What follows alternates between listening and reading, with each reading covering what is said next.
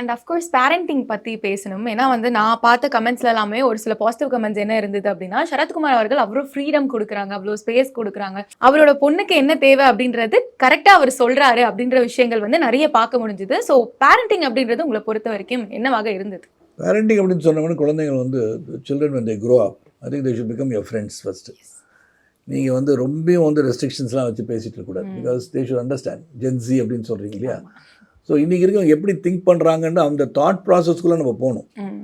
You should give them the space. அந்த space கொடுக்காம வந்து நம்ம வந்து எங்கள் அப்பா என்ன இப்படி பண்ணார், நானும் இப்படி தான் பண்ணுவேன் அப்படிலாம் சொல்ல முடியாது. தேல ஒரு டிஃப்ரெண்ட் ஒப்பீனியன். இப்போ எங்கள் அப்பா என்ன பஸ்ஸில் போக சொன்னார், நீ பஸ்ஸில் போடான்னு சொன்னால், நீங்கள் பஸ்ஸில் தான் இருக்கீங்க டாடி, நான் பஸ்ஸில் இதுக்கு போகணும், கார் 5 காரில் ஒரு கார் எடுக்கக்கூடாதான்னு கேட்பான்.